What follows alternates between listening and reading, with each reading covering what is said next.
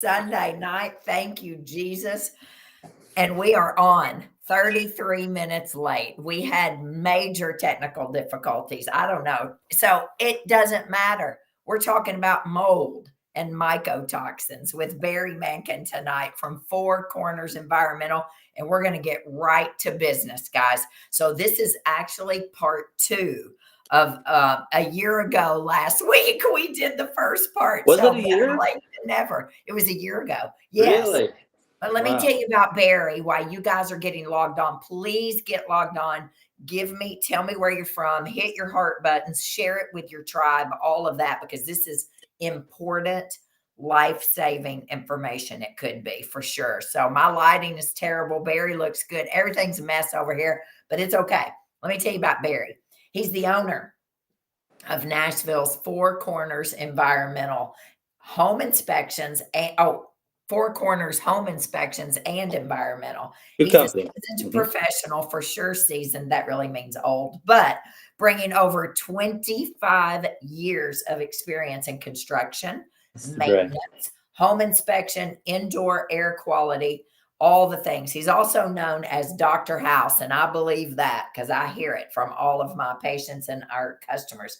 He's on a mission to cure sick homes and help people achieve better indoor air quality. And there's a whole other list of things for him here, but we need to get onto this. All of his info is on his website. He's a member of every mold organization known to man. He's also like a fellow in this organization. He holds the prestigious title of ASHI Certified Inspector, which is the highest level of membership available for these guys. And so, Barry, thank you. I cannot wait to hear what you have to say tonight about mold and mycotoxins and all the things and how common this is. I mean, I don't know. Tell us. I'm going to let you take the lead while I take a drink of my Olipop over here. There you go. Well, thanks for having me. I really appreciate it. I know we had a late start, but I'm thankful we're able to come and share and obviously try to help in any way we can. Right off the bat, I just want to talk about a few different things. We're going to talk about a little bit deeper as far as the kind of piggybacking on that first level that we had where we just talked about mold basics in general. So this is kind of like a 102 to the 101. Right.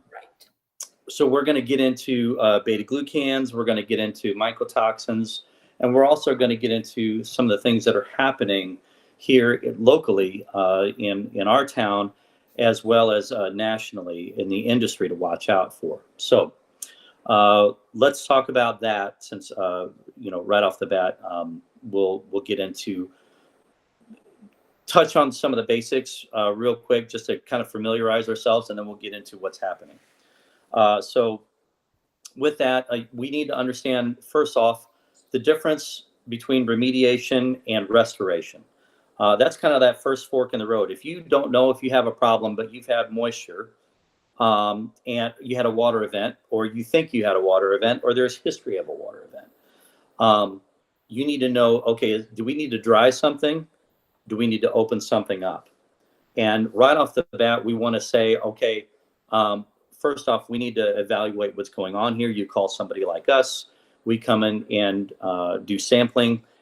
We do an investigation of the house, and we try to determine what road you need to take. If it's just an immediate water event and you don't have any history in the house and you cleaned it up real quick and you got it within a few days, and it's been validated that it's been dried within a few days, then great.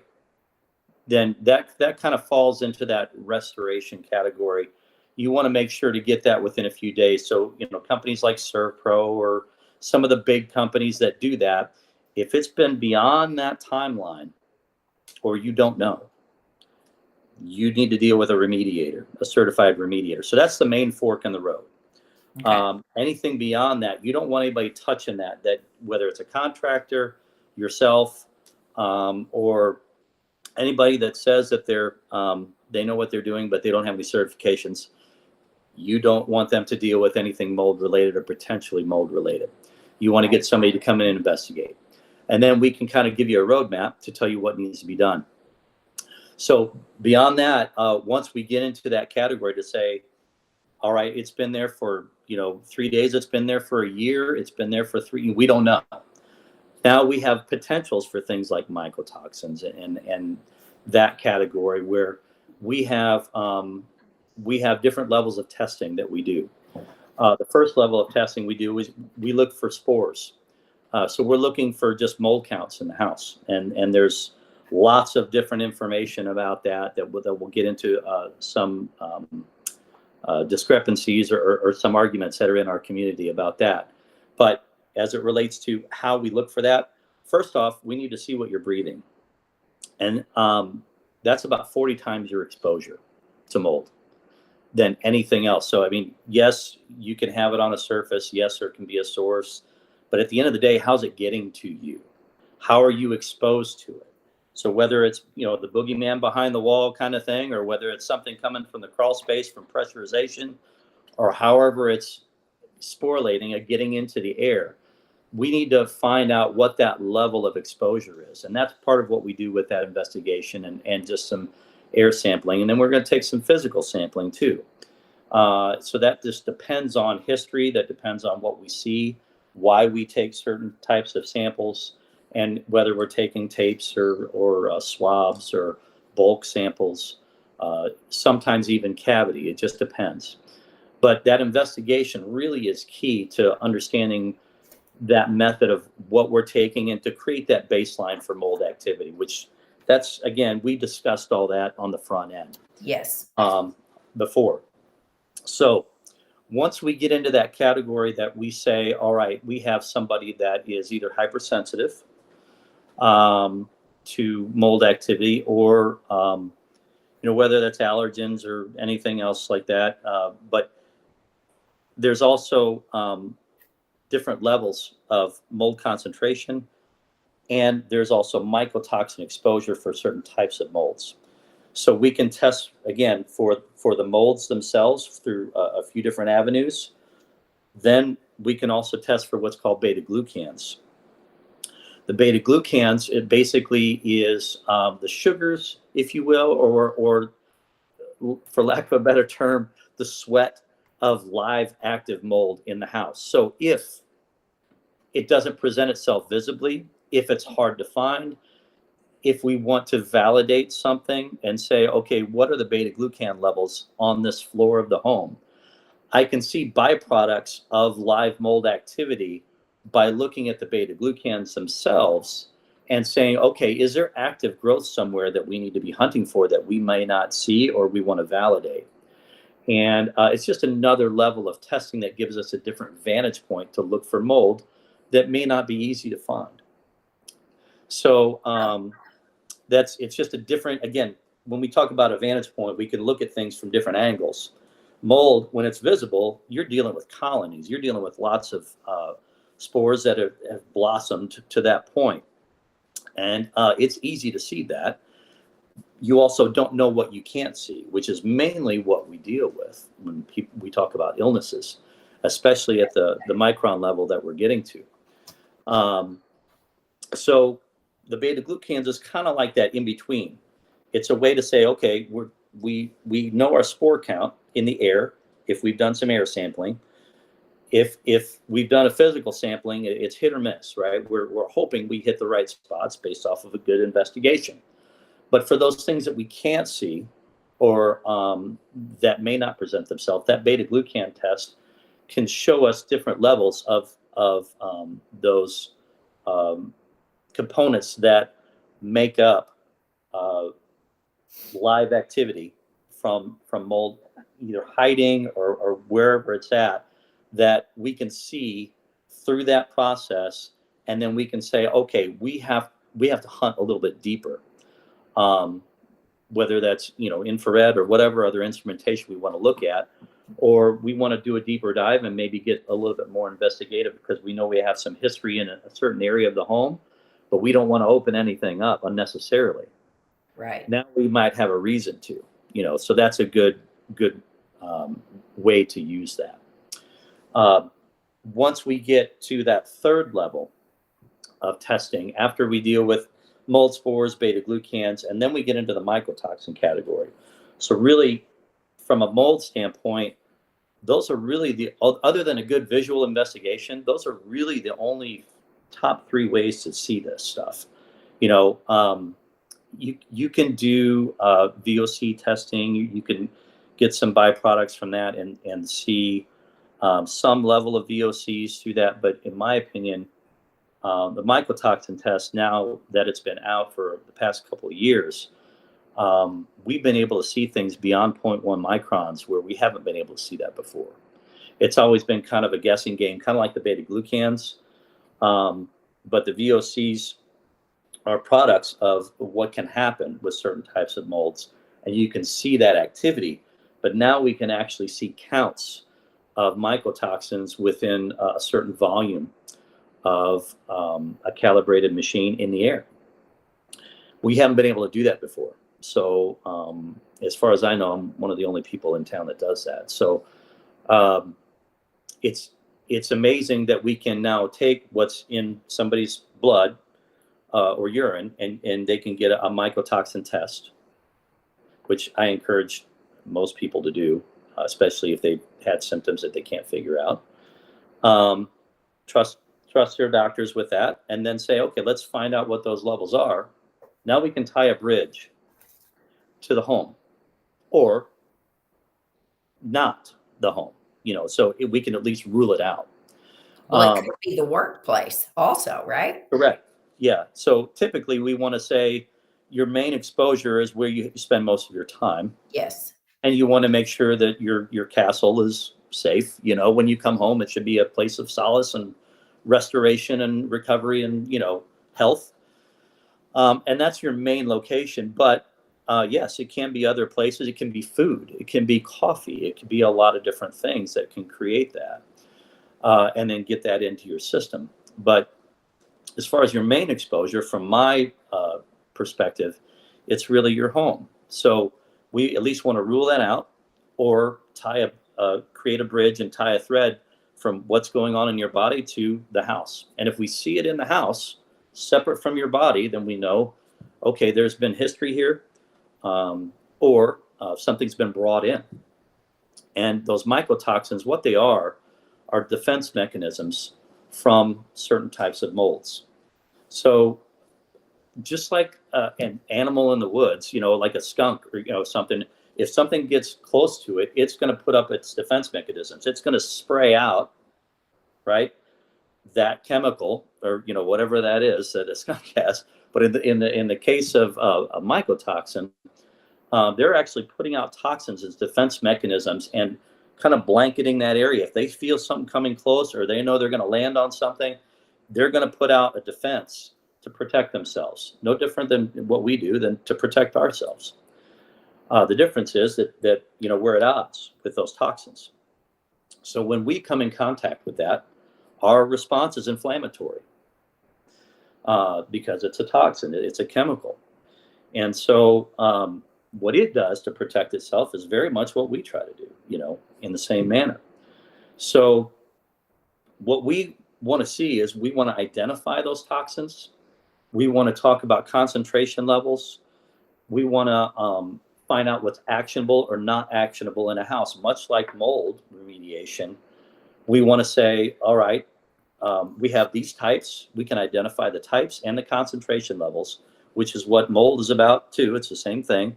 But now for the toxins, we can do the exact same process. The remediation process is a little bit different, and the products are a little bit different, but it's more like a second stage. If you have mold and you have toxins, then you'll do 2 stages of remediation. If you just have, which you can, have residual effects or toxins left over from maybe a mold remediation job that was done correctly, once you get past 0.1 microns, that's where those toxins live. And we're only doing HEPA filters, at 0.3 microns, right? So by the time we get that small, which is, again, one of the reasons why we haven't been able to see it, the technology just hasn't caught up until just recently.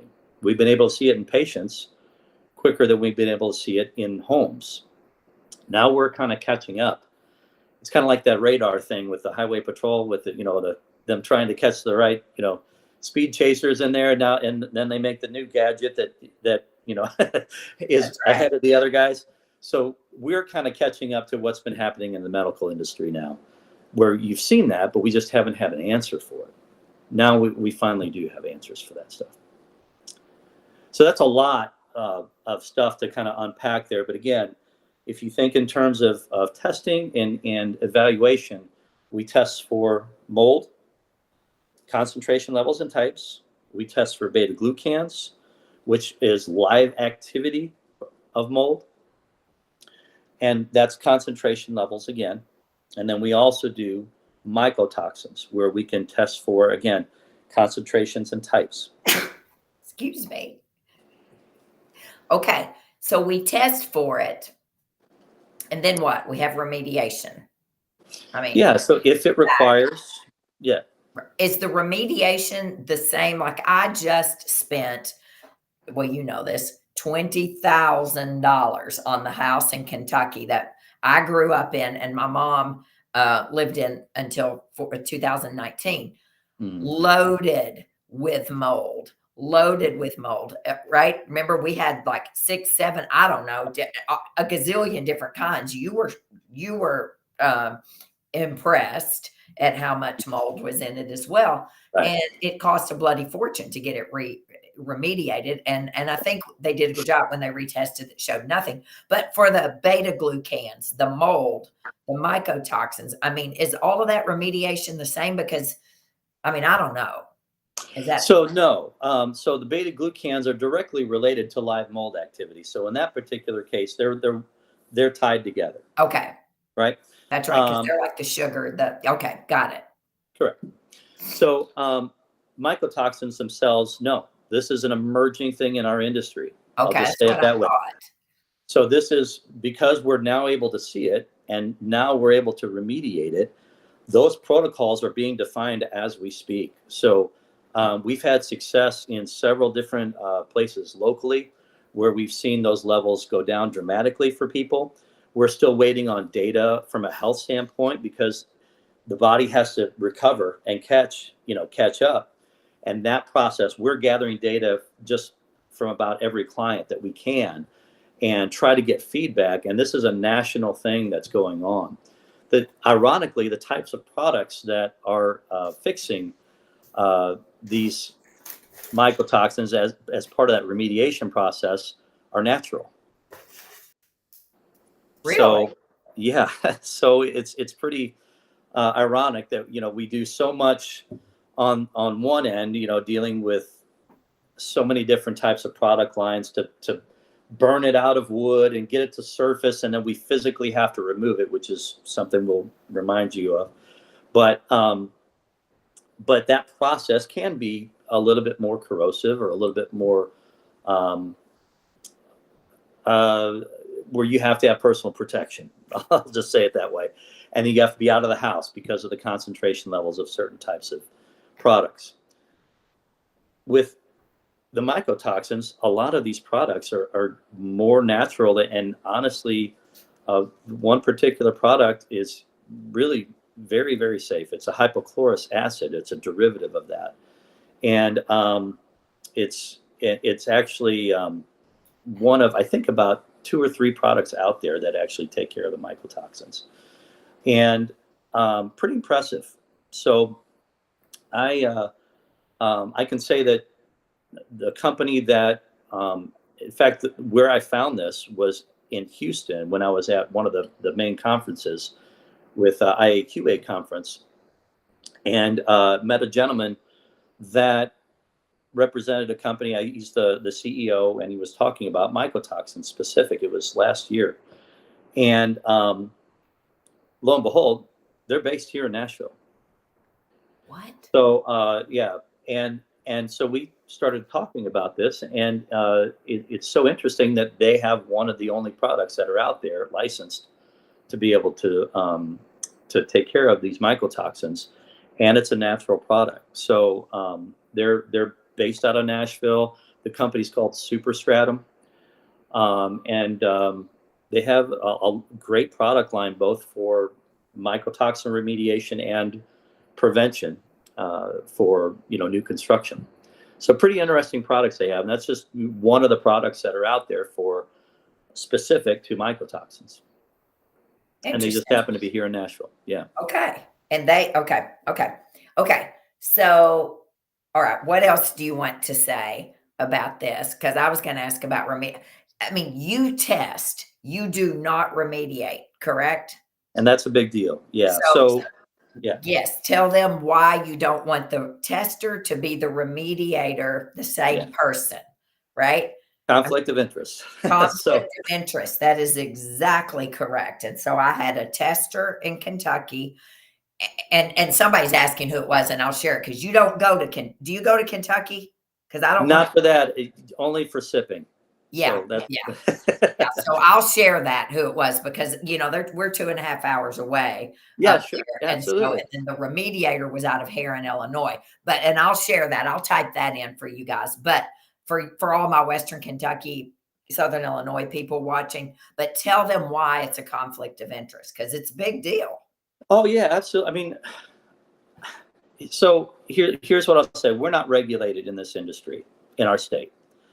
Other states like Florida, one of the big ones, one of the mold capitals of the world, Seattle, out there, it's out in Washington, it's huge out there. It's just for different reasons, different types of climates. But again, mold is crazy in those locations. What happens is people can come in and they can tell you that they're an expert. They can tell you that they have their license.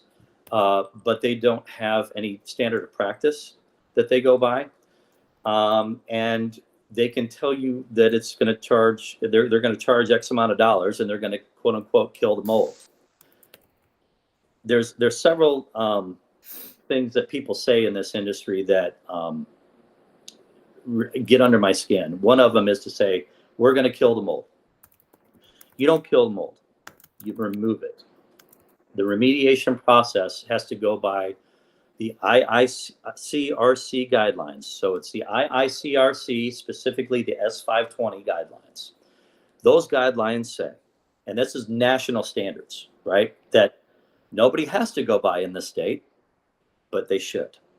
So, I preach this. The only standard, it's kind of like the Bible for mold. You have to remove it. And I validate that it's gone before they get paid, typically.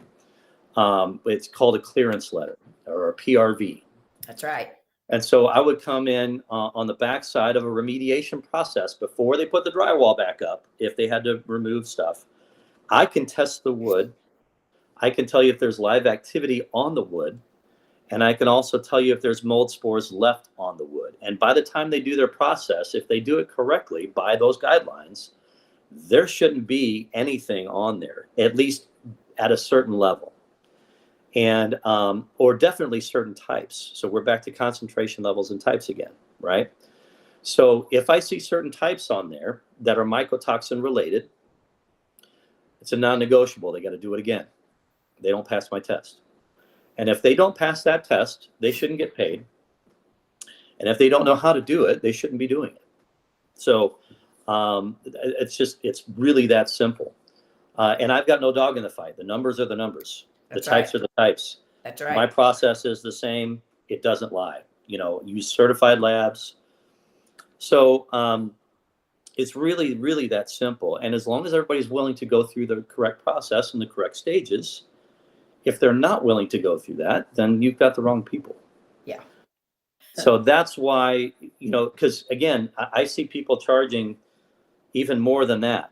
And we'll get into that next here too, soon, about how this starts on the front end. But the things to watch out for. But mainly it's that conflict of interest right off the bat. You want to make sure that they're certified in what they're doing, that those credentials line up, that they've got the insurance for everything, etc. They're licensed to practice in the state.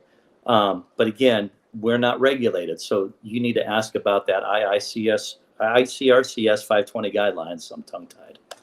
I'm going to get a mint.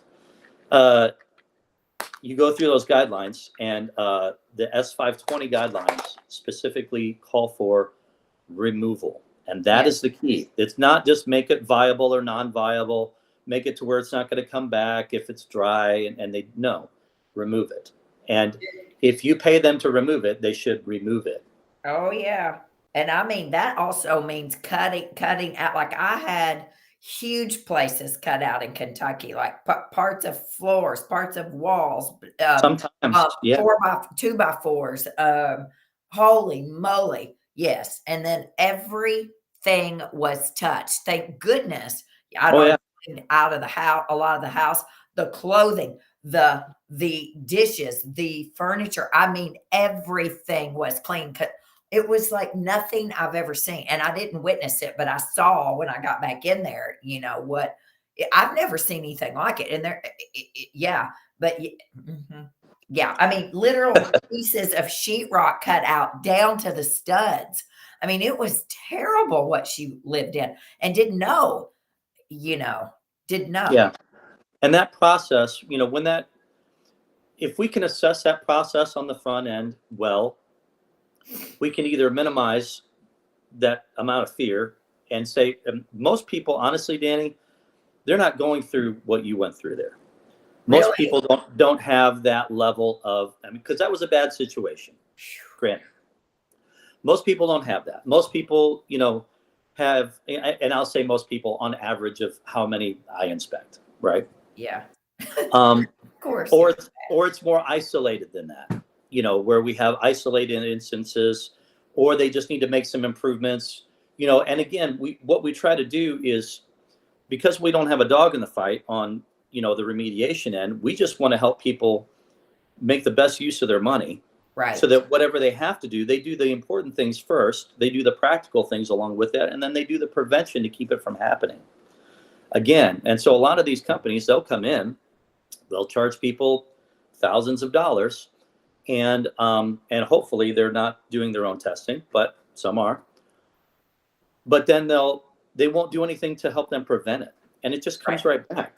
Yeah. So either A, they're not doing it right and it comes back anyway because the roots aren't out of the wood, or whatever that situation is, or they didn't use the proper methods of containment during the process, and they exacerbated the problem and spread the mold throughout the rest of the house, both through just physical movement, pressurization, and through the HVAC, drawing it in and spreading it out throughout the rest of the house as they're pulling everything apart without containment. So, I mean, all of that happens, traffic, etc. So unless you have the right people containing that during their process, you can't isolate the rest of the house from it. Plus, we need to validate where the mold is and where it isn't. So once we get to all of that, then the only other thing to say is, okay, if they're hypersensitive, if they've got health issues, autoimmune issues, if we have obvious water damage that's been much like your mom's house had, I would always recommend a mycotoxin test, because the toxins, again, are going to be smaller and separate. We don't know what those concentration levels are. We don't know what types there are. We don't know what we're dealing with on the mycotoxin level. So we want to recommend that type of test to say, okay, is this part of the source of your health issue? Or B, what is the potential in this house because we've had water damage either in the past or ongoing? And then we can say, all right, now we not only do we need to remove the mold, like in the case of your mom's place, but probably the mycotoxins as well at a second stage. And again, this is an emerging industry. Now that we can see it, and now we know that it's tied to the health effects, those toxins can still be there. Even if the mold was done correctly, the toxins are beyond 0.1 microns. Good Lord. They can be there. One more thing to do. But one more thing to do. Got to do it. So. And that's why we measure, to say, okay, is this a problem or not? And if your levels are great, then, or, you don't have the health effects to flag something, we don't want to just test for mycotoxins. It's an expensive test, so we don't want to just test for mycotoxins for no reason. But if there's health effects, or if there's history of water damage in a home, I would always recommend that. Okay. Well, that's step 3, I guess. I just had the crawl space encapsulated. All of that was just done as well. But so anyway, okay. So what's next? What's up? What's happening Okay. next? What's happening here locally? Here's Yeah, what I'll say. This is my pet locally. peeve. Um, and this is on a national scale. So what's been happening in the real estate industry? We've had lots of Californians coming. We've had lots of New Yorkers coming. We've had people from all over the country coming, right? Everybody's scared of mold because they're coming to the South and we've got high relative humidity. I get it. So there's a pain point. So whether people are reacting well to it or not, or just afraid of it, whatever the case is, once symptoms start coming into a different climate, people start having those pain points. Now they get scared. And a lot of times they'll call us and we'll check things out. The other people that are doing the same thing are actually kind of like the storm chasers, they call them. Yes. The restoration companies that just follow like terrible water events or tornadoes or hurricanes, and they just come and they follow. Well, what we're finding is in the mold industry, there's national companies now that are following the money. Oh, of So they're course. coming because there's such an influx to Nashville. There's a lot of money coming here. And along with that are people that want their money. Oh, And so now we have national companies that are preying upon those fears. And I won't name names, but if they come in and say that we can inspect your house if you qualify, if you meet our criteria, that you become special, all they're doing is they're checking out to see if they have the money to pay for I the don't service. know that you can't. I don't know why you wouldn't name names. I don't care. Who am I? Uh, I mean, well, I don't what I'll want say is taken advantage of. there's not any national outfit Okay. that has to fly in from out of town Okay. is going to charge you several thousands of dollars to come and do a lot of tests in your home. And that's a red flag, number one. Number two, they're probably an influencer. I hate that word, but in the industry where people watch a lot of YouTube videos from them. And if you meet, again, their criteria, you become special somehow. Yes, we'll take your case on. And then they'll come into your house, they'll test everything, like hundreds of tests, so samples out the wazoo, which would be very expensive. But typically you're in that $10,000 to $20,000 range just in testing. Oh, good Lord. So the bottom line is if they're coming in from out of town, some big national company who doesn't know our area or your area, wherever you live intimately, stay far away from it. We do have great people in Middle Tennessee. This is, in my Absolutely. opinion, the best because I bring you all the best, what I think are the best, and he is the best. But so we do have local people who We do. do. Yes, that's right. So that's What? great advice right there. Really good Yeah. advice. And I'm not saying that it's kind of like anything else. There's good and bad with everything, right? But you need to have your awareness up to say, okay, number one, it's going to be X amount of dollars. I usually start out with some baseline assessments just to kind of like, we don't want to do a full assessment unless somebody wants that. I'm happy to do it. But it still isn't going to be what these people are doing. The other thing we're going to get into is they're going to do ERMI testing as Okay. part of their process. They're also going to take air sampling in cavities like crawl spaces, sometimes wall cavities, sometimes attic spaces. And in my industry, anybody worth their salt is not going to A, do an ERMI test, B, do an air sample in any of those non-controlled spaces. They're going to be dirty. They're going to be bad because mold is everywhere. And if you put it in a dirty, non-controlled space, it's going to show bad numbers. And so that hypes up their process. And then the ERMI thing we'll get into next. Okay. Yeah. She was asking about, is there a difference between the ERMI test and a mycotoxin test? Yes, there is. Yeah. So ERMI, in my opinion, and in many others' opinion in my circle, would say it's just an indicator. It is not something to stand on all fours to look for mold. They're going to give you a score. What they're doing is they're classifying good molds and bad molds. How they do that, I don't know, but they do. Now, there are certain molds that have mycotoxin properties, and I would say they're probably in that category as well. But what they do is they do a simplified process to give you a number. And they kind of dumb down the whole scoring process to say your ERMI score is a 10 or a 9 or whatever. And they're just subtracting the bad molds from the good molds, right? To say, all right, based off of this formula that we have, your score is this. Now you need remediation or you need to get out of your house. Again, it's trying to evaluate a home without a visual inspection, without anybody understanding building science at all, without any other sampling, any other scientific process. And they're taking a dust sample, they're swiping it through the whole home. Any history that's ever been in that home that hasn't been cleaned to that point is going to be on that sample. And then they're going to cross-contaminate whatever they do have. So it's not an accurate sample for that. It's an indicator to say this is in the home. It's just a reason to call somebody like me to do sampling to say, again, what's the viability?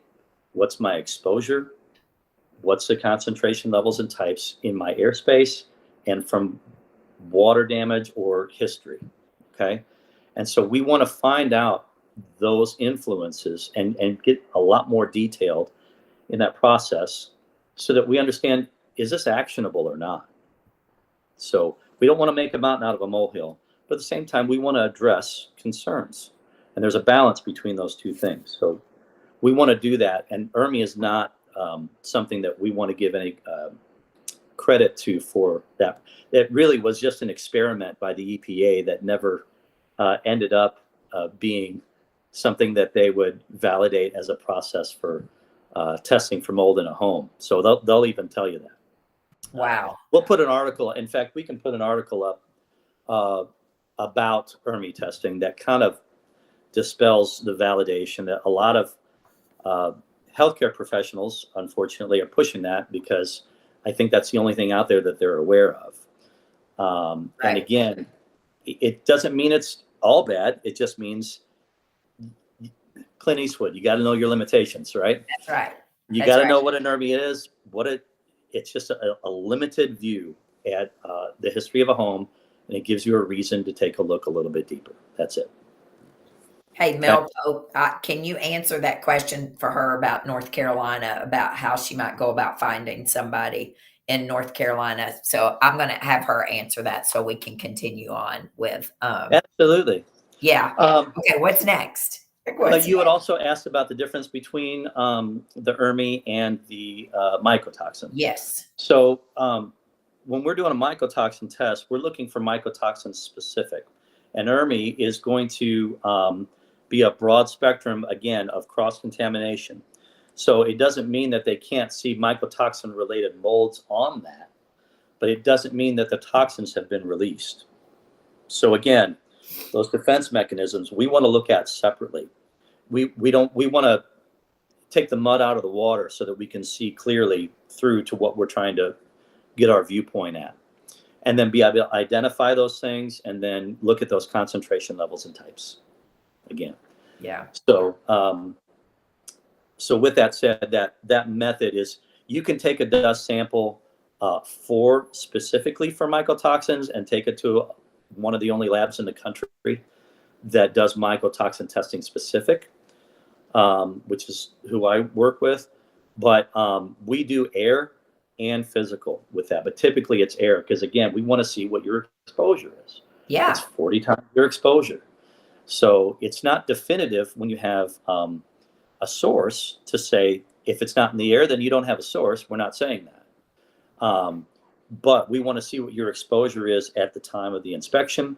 We want to look at how the house is behaving from a pressure standpoint, from a moisture standpoint, all those things are kind of fall into how mold moves in a home. So the buoyancy of those particulates, it gets really nerdy. So, but the idea is we want to be able to find that balance between those things with a good investigation, see how the HVAC is working. Then it's like, okay, if we have sources, then you'll spend tens of thousands of dollars with us. That is not my goal.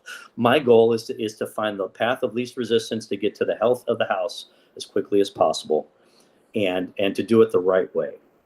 And so if we can do that while being conscious of a budget, and still get to the root of the problems, and then be preventative, then it's a win-win for everybody. Absolutely. Absolutely. Hey, this gal Ann asked, would an air purifier help? Do they help? Which actually this is rolling right into what I was going to ask him about products and stuff, or things that can help in your house, because he has all the great info on this, which I don't know enough about. So what do you say about Ann here? Sure. And well, first off, it's food and water that we're trying to manage, right? That's all it is. We're made out of the same stuff. God made us out of all the same stuff, right? So mold needs food and water. We need food and water, right? So we're just trying to manage that in our house with the microclimate that we're in. So because that microclimate gets a little bit complex, it makes it more difficult to think in terms of food and water. But if we just keep it that simple, we're doing the top 7 things that we talked about last time. That's huge. One of those top 7 things is purification. One of those top 7 is filtration. One of those top 7 is monitoring your relative humidity, right? So making sure you don't have any other influences from a moisture standpoint. So if we're monitoring that well, we're keeping things at 50%, number one. Then it's just a matter of how are we dealing with the food, and that goes to where we deal with purification. Filters. So this guy right here, this is a filter that we have on our website. It's got an antimicrobial on the back. It's actually that superstratum product on the back, and these are filters that I use in my house. I'm a huge fan, and as nerdy as I can get about a filter. They go down to 0.3 microns. But the thing with a filter is, on an HVAC system, the main job of the HVAC, especially in Tennessee, is to pull moisture out. If you restrict that moisture, or if you restrict the airflow alone, right, you're going to tax that motor on the unit. You're going to wear that unit out quicker. You're going to create condensation with that throughout different areas that are vulnerable. And then you're not going to pull the moisture out of the air efficiently. So the main job is to pull moisture, not to filter the food. So again, food and water, right? Right. With this filter, it's only a 7 MERV rating. So the lower your MERV rating, the more stuff goes through it. The more CFM gets through it. The lower your MERV rating, the better off you are. But this catches like a HEPA, but still lets the air go through it. So it's kind of the best of both worlds. It's not restricting anything, but you're still catching down to 0.3, like a HEPA filter would. And then you have the antimicrobial. So that's why I like that. So that's a pure level of purification, right? So that's kind of your basic level of purification for your HVAC. And I'm just a huge fan because I don't see a better product out there, for that application. Beyond that, you're dealing with what I call icing on the cake. So if you're doing those top 7 things I tell everybody to do with the air movement, you bring in some fresh air makeup when it's nice outside, when it makes sense. That deep cleaning twice a year that nobody does because we're all too busy. All of those things, in conjunction with good filtering, now you're dealing with icing, right? And this is if you don't have a source. This is just ongoing sanitization. Now you're dealing with things like this. So we've got these little guys that are our purifiers. This has 5 different technologies in it. So this is a difference between, if you think of it like active and passive, right? Or offense and defense. That's the way I look at it. Everything else that we do on that top 7 is defense. This is offense. Now we're attacking those particulates that are still left in the air. And, using things like oxidation, we're doing different levels of ionization, ozone, healthy levels of ozone only. It's got a UV in it, all in one little pack. So instead of just a technology trying to fix everything for somebody, which doesn't work, even these, like, they don't work if you don't do the other stuff. They're doing an uphill battle.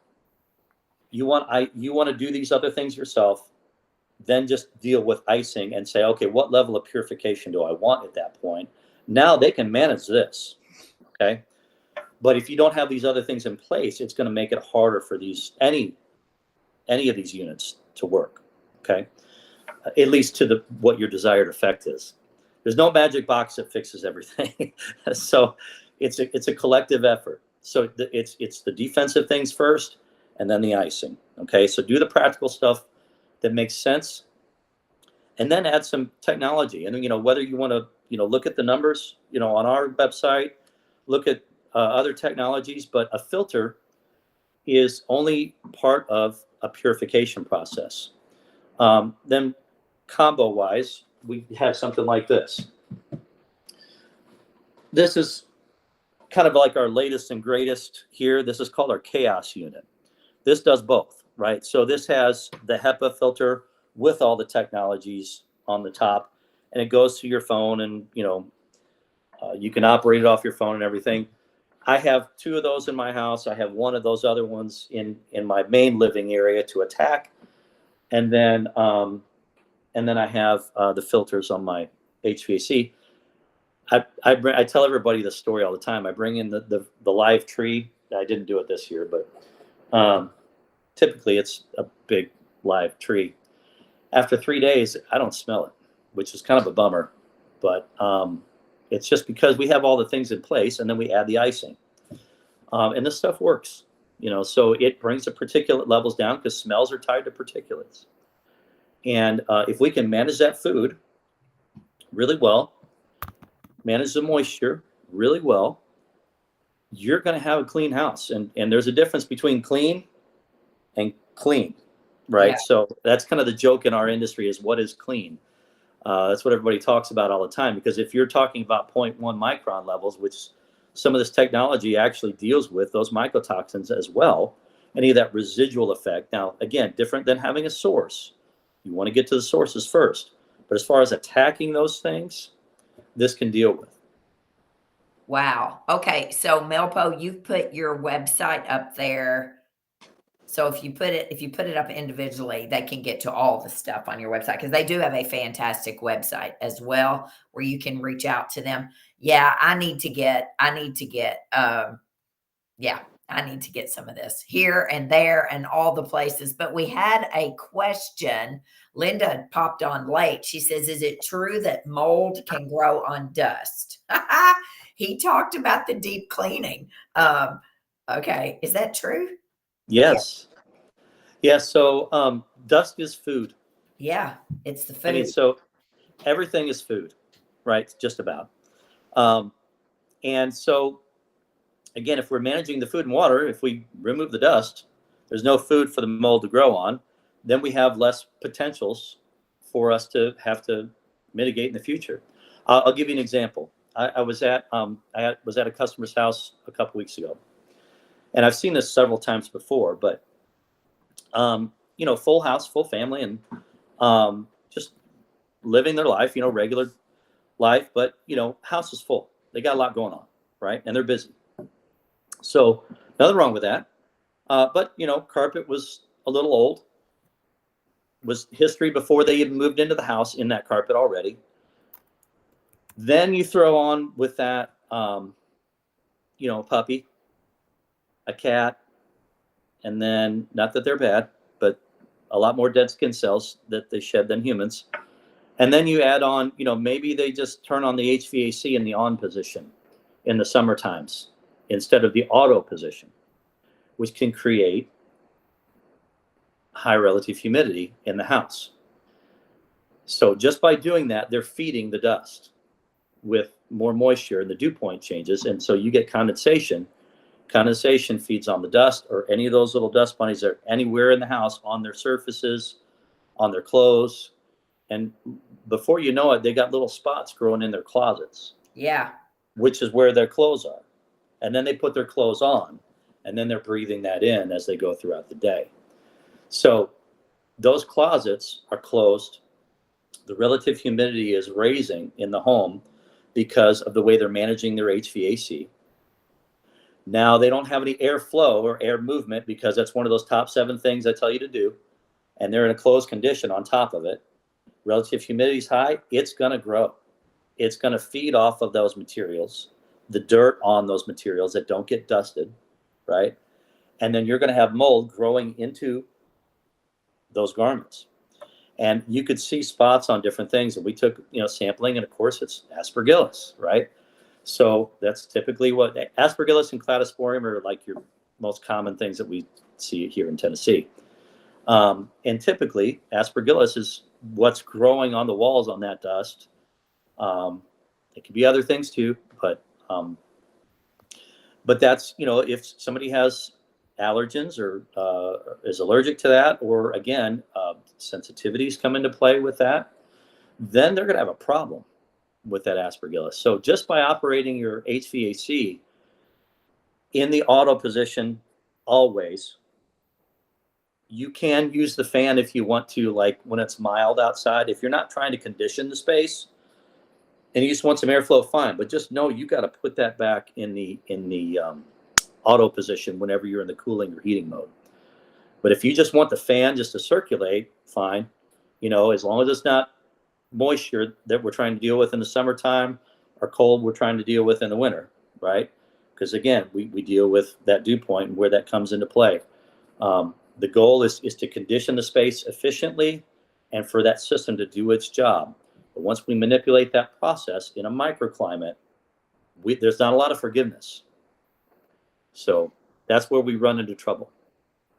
Yeah. Well, I'm telling you, we're about out of time now. Melpo, I want you to put the name, the address, and the phone number, or whatever needs to be put up there to reach you all. But I'm telling you, Fireplaces. So now I just went through this. I haven't even told you this. I just had chimney sweeps come into Kentucky to do the fireplace. It's a gigantic fireplace. Well, they've been doing this for 40 something years. He's a couple of years older than me, comes in. Well, apparently fireplaces are huge places for leakage and all. Now we'd already had everything cleaned out, but I didn't have that fixed, right? The remediators don't fix fireplaces. So now the chimney sweeps had to come in and fix cracks and all. And now we've got to wait and see, does it work when it rains, right? So we're going to see. Oh my gosh. So anyway, I don't know. So that's something you all need to think about, is the fireplace, because am I right? There's so many sources. I mean, there's any water source on your outside envelope, whether it's your grating, whether it's windows, anywhere there's flashing, something like a chimney that expands and contracts that, could have issues, and it rain gets in the cap. We actually do level 2 chimney inspections through our company, through our home inspection side, and we take cameras up all these things. We do sewer scopes. We look at anywhere where water can be an issue on a home, we look at. And any of those outside envelope issues, gutters are huge, especially with all the leaves that we had going on. All replaced. Yeah, and gutter guards. If you got trees, get the gutter guards. Got them now. Huge. Lord. And then once that gets down, the downspouts come down. Make sure they dissipate away from the home with a grade that flashes away from the home, so that that water from the roof is being carried away and not just coming right back into your crawl space, getting sucked back up into your home. There's 5 or 6 drains going out into my yard now in Kentucky that they've everything was graded out. That was a whole nother, not as expensive as the mold remediation, but I'm telling you, people, this is a big deal, and it has sucked me dry, literally. I hope for sure dry, but financially, I mean, it's been a mess. And my mom could have never done this, and it's definitely not what I wanted to do. And Yeah, it's something. So we could talk about this for hours, but guys, I want you to know this is the leader in Middle Tennessee. How far do you go? Just because, my people, I've got a lot of people watching from, of course, Kentucky, but how far do you go radius So wise? we go close there. I mean, we'll get up into Clarksville. Okay. Yeah. We're an We'll hour and something on the other side. Yeah, we'll get out to Lebanon. Okay. We'll go down into Murfreesboro. We'll go down as far as, heck, I've been in Tullahoma. So yeah, it just depends on the job. Okay. On the environmental side, our radius for the home inspection side of our business is smaller, but the environmental side is a little bit wider. So again, we have two companies. So we just, on the environmental side, it's just a little bit more specialized, and we go a little bit farther. Okay. Well, I appreciate you more than you will ever know. And you guys are the real deal. People, this is a big deal because people can get taken advantage of and you're scared. You don't Yeah. know, oh my gosh, what's the future? Is this the reason I'm having neurological issues? Is this the reason my joints hurt? Is this the reason? I mean, you don't know. And so I think you have to be real careful on who you choose. And this is who I choose from here, but there are other people all over the country. You can't go everywhere. So, but you've got to be real careful in who you find. And I'll mention one more thing. Number one, prevention, right, is the best way. yes, It's no different than what you promote, right? yes, So between this temple or the temple that we live in, right, there's so many similarities there between, and I think that's intentional. But with that being said, if we're preventative on the front end, when these things come up, it's easier to identify and catch quicker if you have an event. you But bet. when the water is so muddy, full of all the other things, because we're not preventative, it's going to make that process a lot more complicated. And then we just get used to it. And then before we know it, we got a big issue going on. So part of that prevention, I would say, is that top 7. The other thing in there that I didn't mention in that top 7 that's in there is the ductwork cleaning. So the ductwork cleaning process is huge. I would definitely recommend that. There's only a couple of companies out there that do it well. I know there's one company that's coming up that's going to do it really well for smaller places. And then there's a larger, for larger places, there's a company out there that does it great. But again, that level of sanitization for your home, that's the lungs of your home. So, and that's where the food and the water happens. Because again, that food comes in the return, the condensation happens. You're either growing mold in there or you're not. Yeah. And then you're blowing it right back out of the house, right? So that's the other kind of that integral part, that wild card that's in the house is that HVAC system. Make sure it's healthy. Yeah, that's my next step here in Tennessee is to get that done as well. So there's just a million things. Guys, we could talk forever. Hey, listen, Merry Christmas to you. Merry Christmas. Merry Christmas to you. And guys, it is the last day of our 12 days of Christmas sale online and in the store. Today's the last day. And I think I'll put the link up here. Let me see if I can for the online store. I think that it's day 12 is all sleep stuff, everything to make you sleep, help you sleep at night, like all of our best products.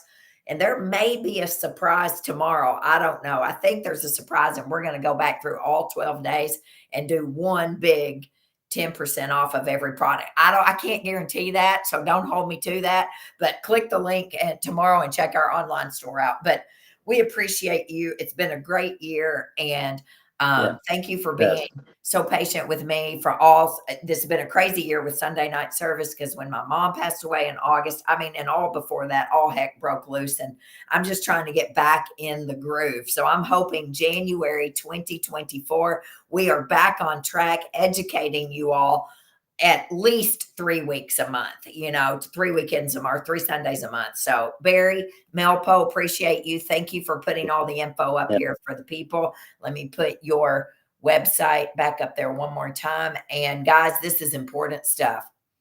I can tell you right now, I missed mold and a lot of people, and I don't treat mold. I do not. There are providers in town who treat mold.